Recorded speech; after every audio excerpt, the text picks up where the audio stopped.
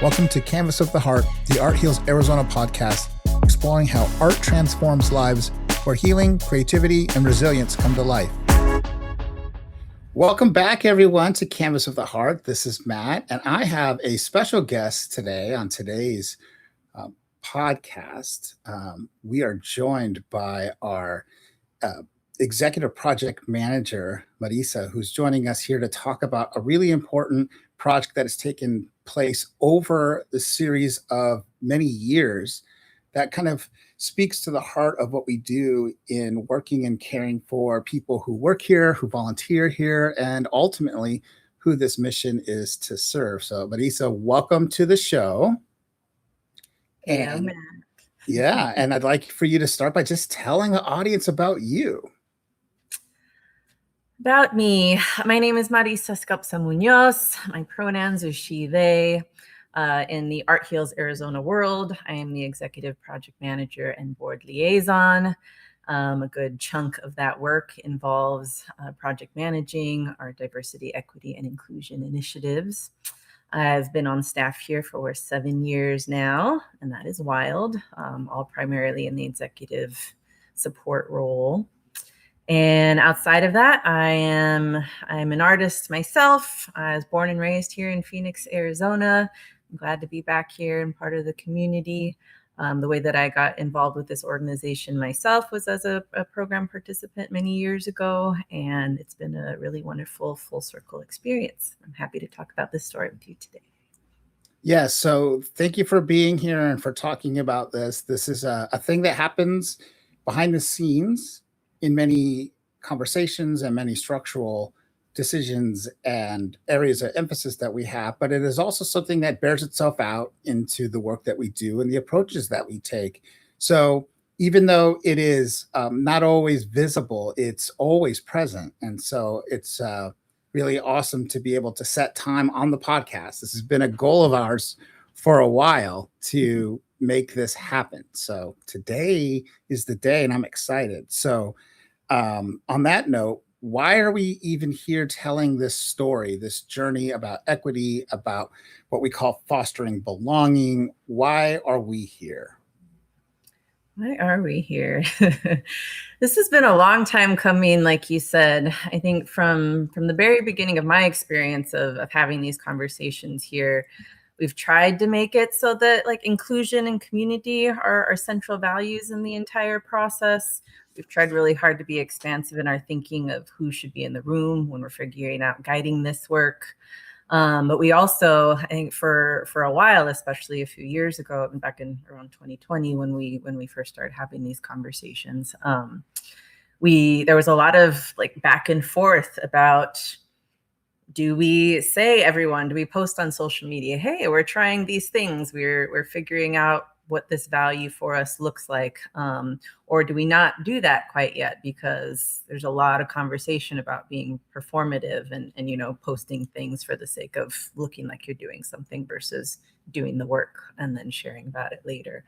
So I still don't know exactly what the perfect right answer is on that, but we've more and more been sharing out about the story, and I think it's really important that we do that, better late than never, if it is late at all, because this belongs to everyone. And the most important part of really learning, especially when, inclusion and community are values in what you're doing, is doing it out loud. And if you're going to make mistakes, do it out loud so that you can learn from them, so that other people can learn from them.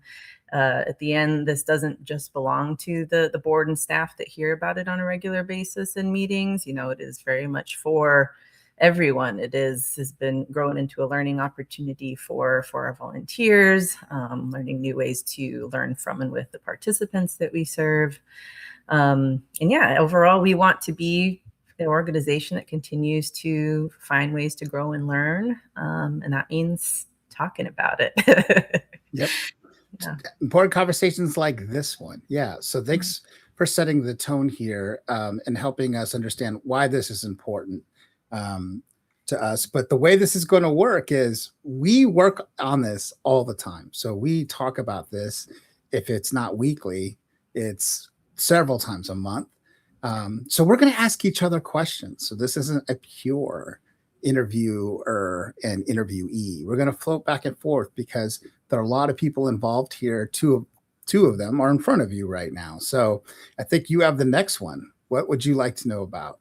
Right. So we're going to talk about a lot. There's so much to cover, and in the editing process, not all of it is going to make it, but we really want to make sure that everyone feels somewhat on the same page and grounded in what we're talking about. So can you, for us, talk to us about the language that we're going to use and maybe some definitions and some working definitions that we work on together so that we are understanding the language equally? Yeah, I'll give it from a perspective of a staff member first, and then maybe a volunteer, because this touches on both. But if you're a staff member, you're going to encounter a couple terms pretty quickly. You'll see in our strategic plan, we talk about fostering belonging as an initiative. You'll see the mention of equity. There's actually an equity team, which we'll talk about later. And so what do you mean belonging? What do you mean equity? And why are these things important to us? And what is an essential journey we're taking is understanding that there are some places where organizations should provide care equally, regardless of position or placement. Of course, we want to treat each other with respect, but we also want that to bear itself out in the access to certain things. And there's been some very tactical ways where we've looked at it. We'll talk about some of those in a little bit, but more interestingly, here for this moment, it's even examining, does everyone who works here have what they need to do the job that's in front of them? Should everybody have the same kinds of things? Those are two different questions, because sometimes it's give everybody everything. Everybody's equal. They all get the same things. Or a balance for certain questions, which is what's needed for this role.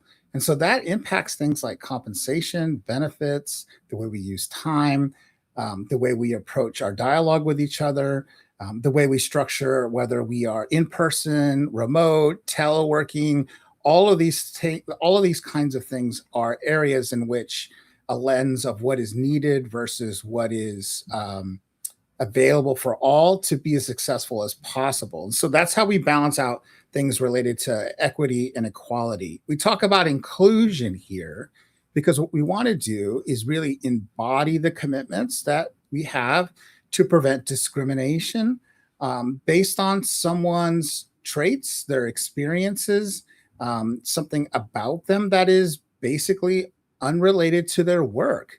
It might be related in the way that it provides context, but it's not an essential function that this person must be from this background and look this way in order to do this job. So inclusion means that we have created conditions where people with different backgrounds, different cultural experiences can share those in a place that is where they're seen as values, things that are to be added. And why that's important, because our actual service is to a very broad number of children and teens and families, almost 6,000 of them every year. So it's not fair to say that they all have the same shared definitions, same shared values on how we spend time, how we interact. And of course, there's a developmental approach that happens there, right? We just finished having theater camp with teens. You can imagine what it's like to work with teenagers for 2 weeks, right? They are young adults, all fashioning in their own ways of relating to others, and in some ways quite ready for the responsibility, and in other moments needing a little bit of guidance, right? And so that's another way that we approach, how do we work with people where they are so they can drive and work toward the goals that are important to them. We have as a value here that we want the diversity of thought and opinion and input. We still function at work where there is a decision-making process and tree, but whenever possible, if it's about us, does it include us? Is there something about the experience of any decision and who it affects that can have some input from those that are part of it, that are going to feel it? And anyone who's worked in a place where that's not a value knows what that feels like, because you just get a Monday memo about a new rule that feels like it came out of nowhere, and it's not really that functional, not that helpful, and it doesn't take into account what it means to actually do the work. It's much easier to talk about mentoring than it is to do mentoring. It is much harder to think about doing, to actually doing art than it is to just speak about the general process of it. And so we want to respect the fact that people who are closest to the work have a perspective that's important for the whole system to understand. And then when we talk about fostering belonging, which is an actual strategic direction of our current uh, overall vision and plan, it is about making sure that we are creating a maximal space of acceptance and safety for the people that we're serving. And we do that with the people that we are working with at a volunteer level and at a staff level. We do that by making sure that we are guarding the physical space, the emotional space, and the relational space in ways that support human dignity and give people an opportunity to exercise their own agency. It's in our mission. It's in the program model that we want to give people a chance to exercise their self-expression and also their own agency. And so you do that not by just packaging it up for participants, but you do that by allowing the staff to experience it, our volunteers to experience it, and to think about how those roles interact, and that we are blessed to have hundreds of people who volunteer here who make our work possible. They are something that we cannot replace. We cannot staff this big enough to serve the numbers of people that we're serving. And so that is a way in which we look at things like equity, equality, how we include people, welcoming in varying levels of viewpoint and input, ultimately to produce something that we believe is felt by participants, that they belong here, that there's not a part of them that they have to kind of leave behind to feel like this is for them. And so those are crucial concepts here, words that we use intentionally. And I've been going on for this for a little bit, but I'm wondering if there's anything that you want to add.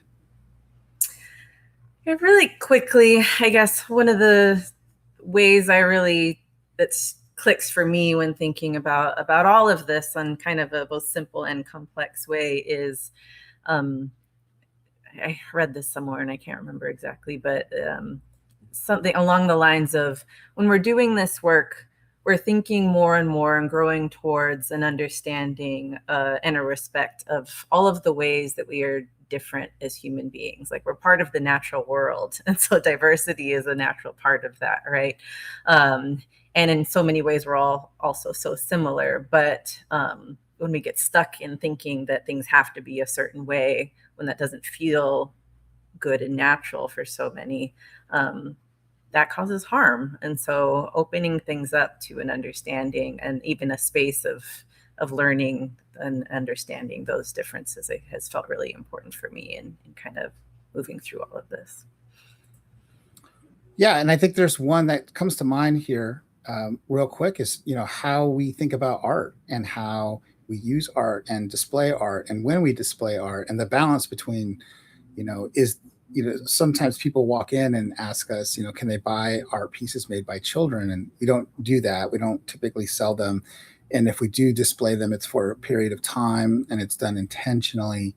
And that centers the artist. And so that is not something that's factored into a lot of workplaces, which is what's the result of what I create here at work? Because the assumption in most places is that it belongs to the employer, and that there isn't any voice that is, remaining from the people who actually made the things. And we are very clearly trying to listen to that and be very careful about that, even when we move pieces or change them, or we ask people to make them. What's the purpose and for how long? And those are all important ways in which we're factoring in those concepts, right? That diversity of thought and experience into the human experience itself. To transition here to history for a second, we've been on this path for a little bit longer than I've been here. So when I joined the staff almost 4 years ago, this was a train moving down the tracks, but at one point it needed to get the wheels turning. So could you walk us through what that process was like? Yeah. So I'll start by saying a major catalyst for this being really front and center was the summer of 2020, the anger and protests, riots, and discourse around police brutality, and after the murders of George Floyd and Breonna Taylor. There was a lot of grief and anger in the community, and we were really kind of struck by, okay, something has to happen. We have to do something related to this. So I'll like put a little pin in that as a major catalyst for kind of formalizing everything that we'll be talking about. But I also just want to acknowledge that prior to that, there were conversations, there were individual staff working to implement policies and procedures that would make us more inclusive and try to be really mindful of the community that we're serving. There were many, many instances of that, and I want to honor all of that work that happened before then. But we were not, before that point, really as an organization, being mindful of all of the ways that we operate and how some of those ways might negatively impact the sense of belonging for marginalized communities and our participants in particular. So related to all of that kind of communal strife at the time, we decided that what are we going to do? And again, coming back to that value of community and inclusion, we brought together a group of people. And we, again, trying to be inclusive, we included a couple of staff members, volunteers, alumni, so former program participants were involved in this conversation, some teaching artists, and then a couple of board members as well. So this group came together over several sessions to try to say, hey, like, what are some immediate things we can try out to try to show up for people who are hurting right now? And out of that conversation, lots of feedback back and forth. We tried out a couple different things, including trying to contract a Black therapist to work with Black youth in our programs. We contracted with teaching artists at Black Lives Matter Metro Phoenix to do a special program for Black and Latinx youth in particular. And then we did some donation matches, so staff could donate to Black-run organizations in the Valley, and then the organization would match those donations. And perhaps most impactfully out of that, we said, okay, like, we really need to get it together and as an organization and start setting these values into action and figuring out what it means to operationalize them. So we decided to contract a DEI consultant for the matter, which was Miller from the Miller Consulting Group, who we worked with for about 5 years thereafter. And from there, we went into really getting a full internal assessment from them.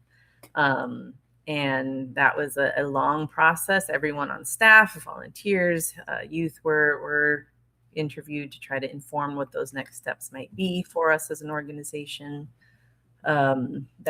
That point I brought up earlier, this was in that time where there were really strong conflicting feelings about what we do publicly related to this work. So there were people who said, we're not really going to like tell people too much. We're not going to post about it on social media because we don't know what we're doing exactly yet. And we don't want to just say that we're, for the sake of visibility's sake.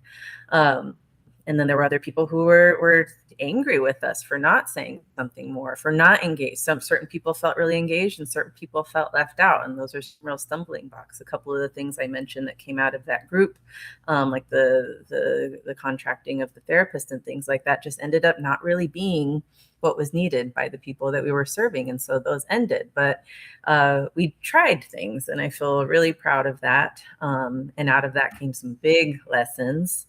And out of that came, learning from a really brilliant thinker in Miller from the Miller Consulting Group, and really getting us on this journey of narrowing down, like, what are the actual things that are important for us? What are the ways that we become a more equitable organization?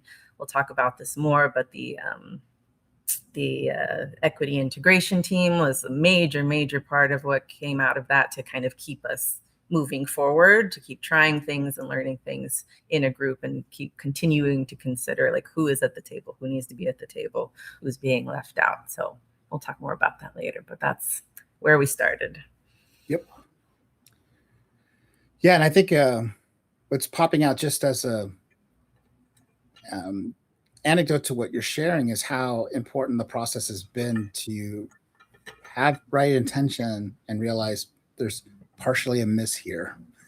or sometimes a complete miss, and to just say, okay, that's okay. We tried. This is not what's needed. This is what's needed, and to move forward with it. So in a way, it's like quick corrections. It's small repair work when there is an intention of a new initiative or a new effort, and then quickly realizing, oh, this isn't what's important, but these things are, and there are several that have kind of made it that far. I'll transition us to talking about what those look like in terms of operationally.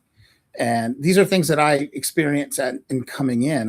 One of the first things that I noticed, many people talk about this too, when they're being interviewed or a candidate to work here, is um, the process itself is a little different. And so I've been a leader and interviewed many, many people for many years. And I've always wondered what would happen if you gave people the questions ahead of time. Well, the then free arts would send the questions to people for their interview ahead of time. And they were scripted, and they were things that had already been chosen from a set list of things that both balance out cultural fit and skills. But this is a small thing. Back to inclusion. There are some people like me that have no problem thinking on their feet, on their toes about anything they want to talk about. And there are some people who really need the time to ponder it, a day or two. Maybe they want to write it out. Maybe they want to just let it arrive when it arrives. And guess what? There's no right answer. It's just knowing who you are. And so very quickly, I was kind of struck with the thing that I had thought would be easy to do, but had never done. And this group would send out, here's your interview, here's the questions, here's a guide to kind of help you be regulated and available.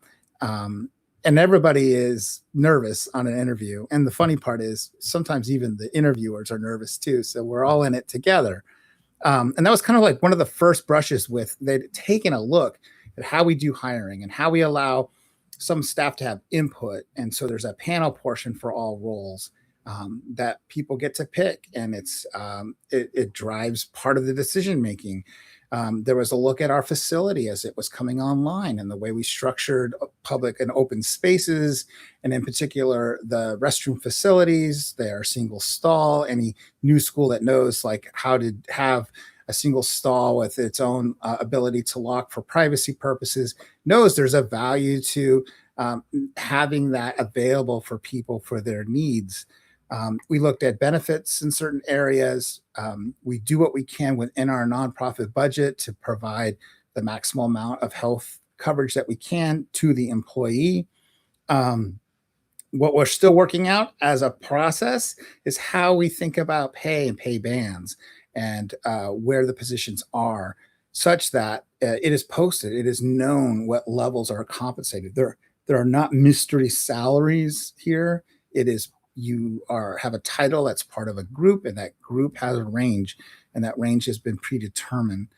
And then there's been things down the road that have been more recent, but also just as important. So one of the long-term goals, going back a couple years, and Marisa, you are somebody who kept kind of reminding us that we wanted to do this, was how to create areas for dialogue across the authority and power structures of the org. Mm-hmm. And that is often helpful. It is typical that feedback goes downhill, but what does it look like to get the input going both directions about staff with titles higher than other titles, and how's that work going? So it took us a few years. It took us a couple years to put the process together, but we've just recently lost something that involves feedback circles done in small groups for everyone on staff to process part of their work, also their embodiment, their work toward, their examples of our core values in action, and get feedback from their peers. So a little scary to ask people, how am I doing on these things? And to think about it in a way that wasn't the same as a 360, which is something that can be done anonymous and can be done with a lot of people and may not get the input from the most valuable voices to that person who's doing that work. So we kind of went our own way with some other advice and created different tools for that. And we're at the stage where we're deploying it for the first time. And there's always connections on, hey, this helped and mattered, or we would do it differently this way in the future. that is also part of the process. And I think that is also instructive, that we are willing to try new things. We are trying to guard the relational structures here, allow people to share what's important. And my experience as a leader has taught me that often your hardest working people are the hardest on themselves. So usually the feedback circle is not telling them anything new. If anything, they're getting to hear how they persevere, how they show strength, how they show resilience, which is kind of core recipe to what we do in their work. And so that's been a fun experience. I wonder if there's anything that you would add to the operational part here. The other major point to include, there are so many that we could add, but I think the volunteer training and the shifts that happen with that, we decided, the volunteers, our programs are entirely run by volunteers. And so it's really important that the way that they are running those programs and treating our program participants aligns with these values. So that was a major project that came out of some of this. And that was including things about historical trauma and the impacts that race and gender identity and sexuality have on disparities in the system and the different traumas that our participants experience. Learning about intersectionality. So that's been really amazing. One, just from the point of having more people having these conversations, and then having that as a core value of this organization, meaning that anyone that goes out into the world and has our name on their t-shirt and is working with our participants is engaging in the conversations. And then again, just focusing it back to the participants. Like, they've been through so many things that some of us can imagine and some of us can't. And that's the reality of interacting with another human being and caring for another human being at all anyway, but especially in this context. And so I'm very, very proud of the large group of people that put work into making that happen. And it's something that continues to grow. It's something that definitely continues to have room for improvement that we'll keep figuring out. Thanks for adding that one, because that's key. And we don't have all the time today, but we can keep going on with the different things that we've done and are evaluating as they're working and going forward. One we've kept out of that list is the next question. And you lead this team. So tell us about the equity integration team, how it came about, how it functions, and what its role is in keeping this engine moving forward. Yeah, so it's probably one of the things I'm most proud of working here at Art Hills, Arizona is the fact that this team exists, and then all the little branches that come off of it. But how it first started was, again, when we started working with the Miller Consulting Group to do an internal assessment about where are we, how do we need to grow. They came up with this list of potential goals, projects, ideals that they called pro-equity strategies. It was a long list, long, beautiful list. And so in kind of figuring out, okay, but what do we do? We decided, this was the process we decided on, to try to be as inclusive as possible. We surveyed the staff at the time to prioritize those things out of that long list of pro-equity strategies. And from that, the top couple that were chosen by all staff at the time were ensuring all places where power is concentrated allow space for diverse voices, implement systems planning through a racial equity lens, and evaluating all areas of the organization to determine alignment with and inform organizational equity goals, and then continuous learning. So from that, then a group of staff were put together. People could volunteer to be a part of that. And then we tried really hard to make sure there were people at different levels of the organization. So at the time, I would have been a coordinator, the executive director at the time, a couple other coordinators and managers were involved in just kind of parsing through the data from all staff related to what those priorities were, and then to start thinking about, okay, what does it actually mean? What are the specific things that we are going to do to try and accomplish these things? And so from that, we decided, this group needs to continue. Like there needs to continue to be some group of people related to this organization who are meeting and talking about this on a regular basis if we want to follow through with that goal of continuous learning, continuous growth, and moving more and more towards being as equitable an organization as we would like to be. So yeah, that was back in that 2022, 2023, when that first was formed, and we're still operating regularly today. We, on a regular basis, move people in and out.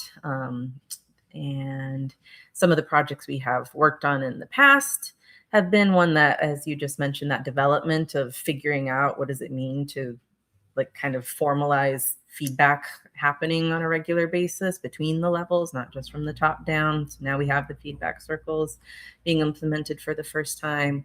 We created a glossary and then subsequent zine of terms such as belonging, diversity, and a whole list of other things so that people can refer to that regularly and have a common ground and understanding, or even a jumping off point and being like, hey, maybe I disagree with this.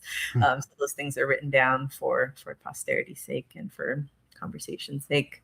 We created an affinity space guide, so understanding that sometimes there is the desire for people to be able to come together and discuss or support around their shared experiences and identities. And we created the shared space agreements, which we'll talk about a little bit more later, which is one of the other things I'm so proud about. So a process of all staff really coming together, doing some learning and deciding like what are our agreements and values. And then an all staff learning plan. So we decided that it was very important that we all together on a regular basis we're doing learning and discussion. So that again is a really exciting thing, and something that makes me so happy to work here is that like continuous learning really is a value. A couple times a year we all come together to learn about something. So I'll ask you to get a little bit more into what that has looked like and how that aligns with our values. Yeah, we do Clifton strengths here. So I think it's stayed pretty true for the 4 years that I've been here, that input and learner seem to be pretty high up on the shared values here. So something like an all staff learning space makes complete sense when you realize there's a lot of people who on their own time with their own energy want to go and explore new ideas and concepts. So we've made that part of our operational focus somewhere between 6 and 10 times a year. So it's not always monthly. And we definitely skip some high activity months. We give the program team a little bit of a break when they're running camp. But at other times when things aren't quite so event or activity driven, we do spend an hour or so digging into something new. And the history of the ranges includes everything from a basic look at the social determinants of health, understanding how the immediate environmental context impacts people. We've also given a lot of time and space recently to helping people understand the context of the systems around child welfare and how those systems themselves have their own challenges in providing care in a seamless and effective way. This is not to point fingers. It is a process issue across child welfare in general, which is documented pretty clearly. But discussions like this help us orient staff and then later our volunteers that when we encounter someone who is working in these systems, there's a tremendous amount of context that comes with them into the space. And that could be as practical as having moved several times in 6 months. It could be intergenerational historical context that is affecting them. It can be a real or perceived sense of unfairness in their treatment by those that they are depending on. And that's who we're encountering. And why is it worth knowing? Because it answers some of the questions about who's in front of me, what's affecting them. When we ask that polite question, how are you doing? And we expect, I'm fine, how are you? Sometimes people really kind of take the real opportunity and go, I'm actually struggling and here's why. And it's pretty honest that people that we're working with have a lot of challenges that they're facing.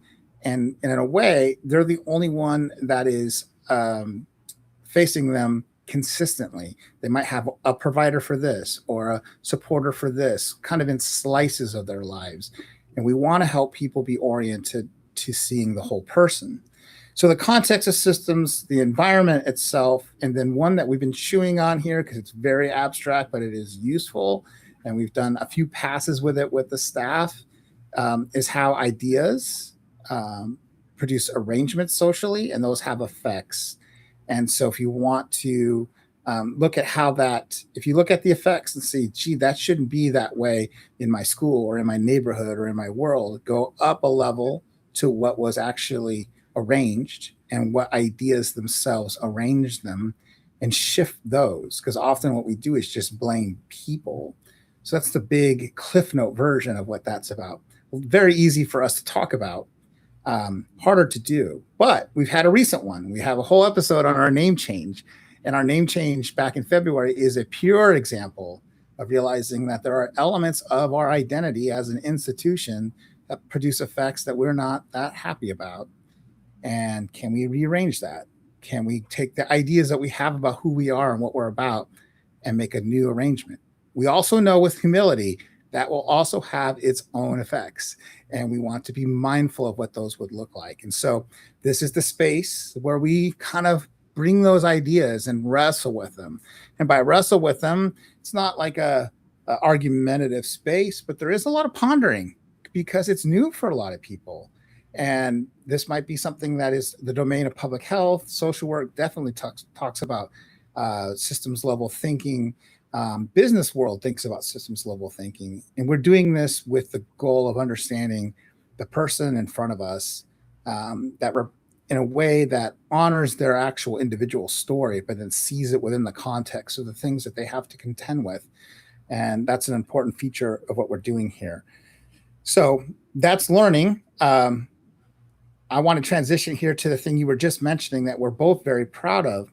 Could you tell us a bit about the history of the shared space agreements and then how they function now and what their level of importance is for our group? Right. So in working with the Miller Consulting Group, they would come in every once in a while and do really an all staff learning thing that was kind of the precursor to what you were just talking about. So we were learning from them specifically. And one of the things that one of the tools that they always included whenever they're creating a learning opportunity or a group space for dialogue, they would share these agreements, which would go through various iterations with them even. And they always shared back that they were primarily influenced by the Let Us Breathe Collective's Brave Space Agreement. So that is a organization based in Chicago that does abolitionist work.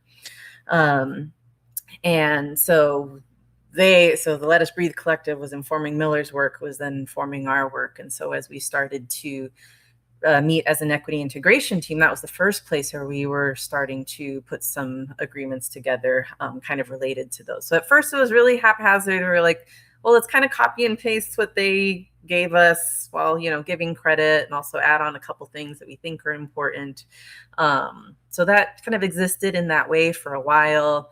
And then as we started creating affinity spaces, we started trying to bring those into there a little bit more. And through more and more people seeing them, we got more and more clear that, this is a good idea. Agreements are something that are central to the work that we do. There is a separate but related set of agreements that we use regularly in our programs. So that idea of like coming together and laying out like however the ways that we're going to interact with each other and treat each other, something goes back a long way. But we were like in this particular context among, each other as staff and whoever else we might be interacting with, let's maybe get a little more specific about what those agreements are and engage more people in setting out what those are. So we had the idea that we would engage all staff in them because at first we were like, okay, let's start with staff. Let's start with this being something that we are working on internally, and something that informs us internally. So we decided there were a couple different resources that we wanted to learn from in helping to form these. So we did 2 of those all staff learning sessions around agreement setting and learning from other organizations. So the first was from the Let Us Breathe Collective, reading more about what they do and kind of digging into the language that they use around their brave space agreements, the ways that some of those align with what we do and what we can do, what we have the capacity to do, and some that maybe don't align as much with us. And then we also had everyone read and discuss the White Supremacy Culture by Timo Kuhn. So we were learning about that and kind of digging in, putting on or taking off, whichever metaphor works, the glasses of kind of seeing things as they are, but also as they could be, like when want to be really creative, which is one of our values. What is the world that we want to see? What are the ways that we want to treat each other? How do we want to work together? So all staff got together, did a couple of learnings and dialogues, and then we drafted together this language.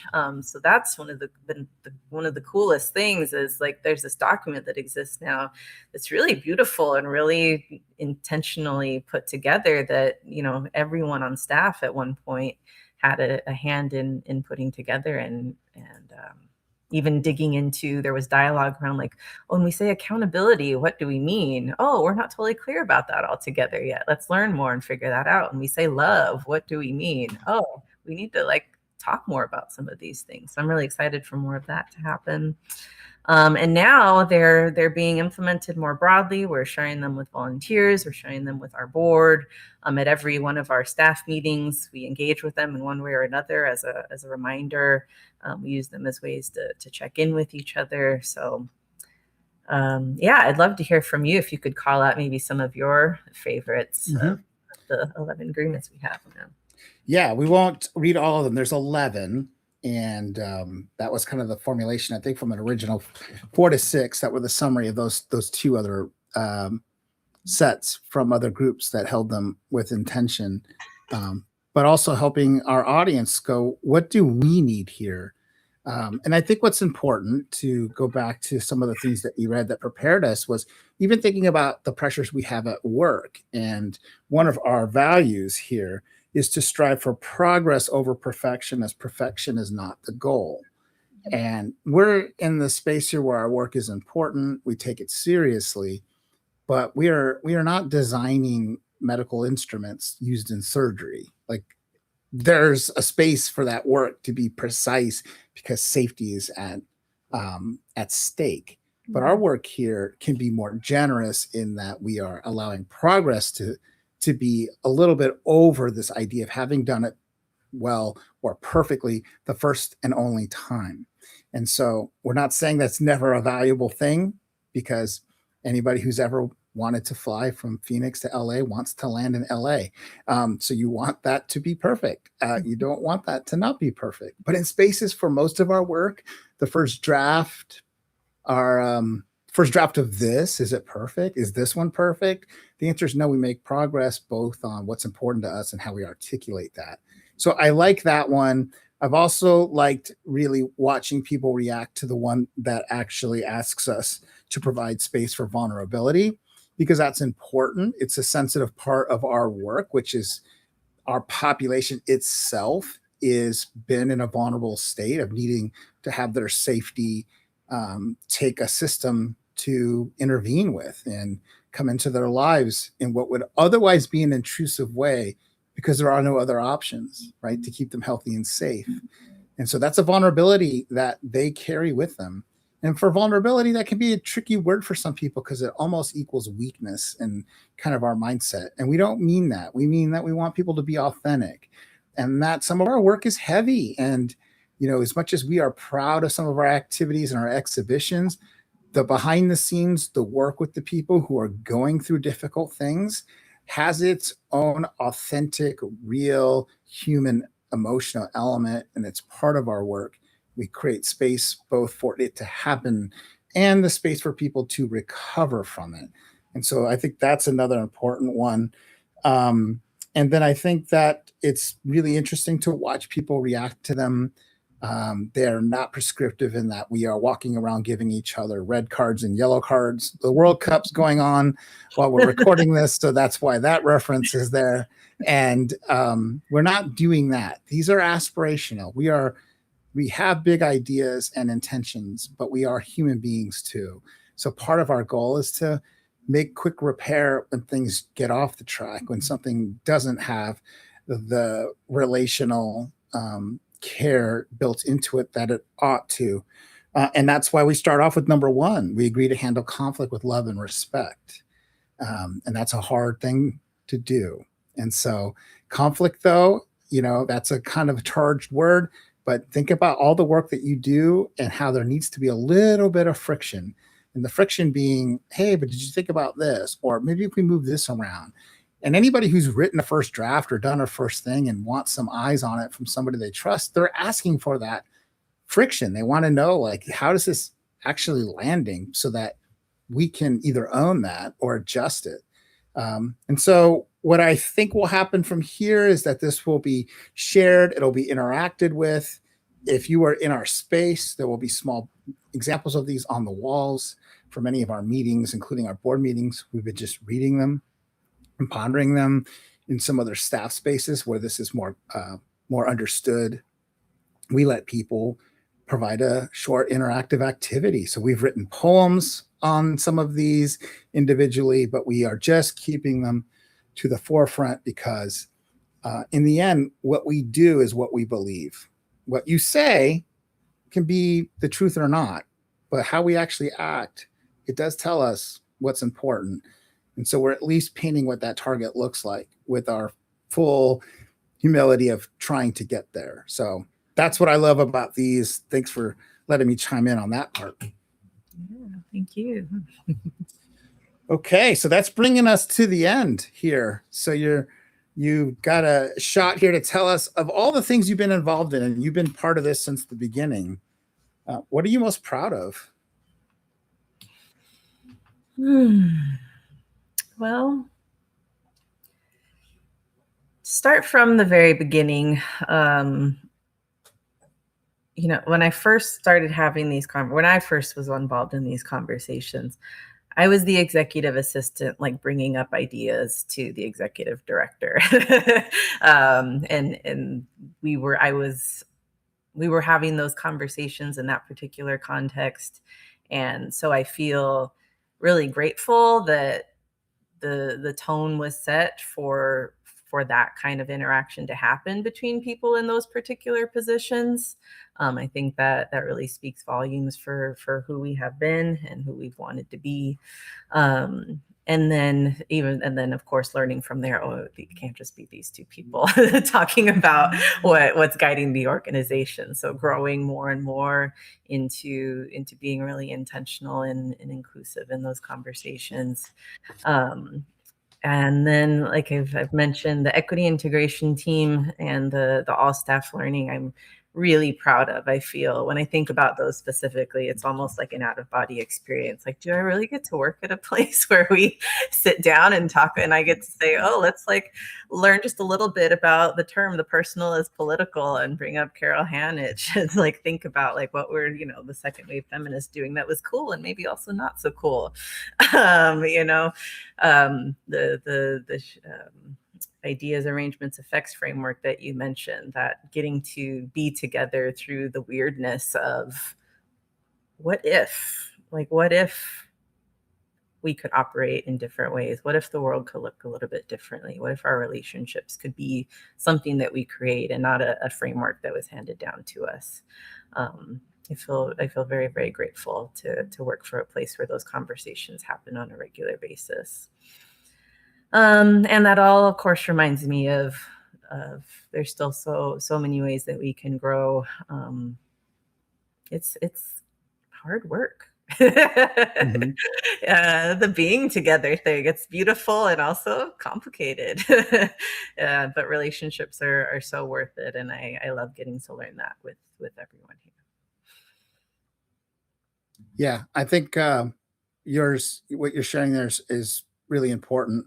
And I think for me, the difference as we're kind of closing it up here is part of what we look at in terms of what we aspire in the shared space and what we hope we're providing as an experience to the children, teens, and families we're serving is, I think, a small picture of the world we'd all like to live in, one where everybody has what they need, a moment to become what they are destined to become, and mutual respect when those things are different things.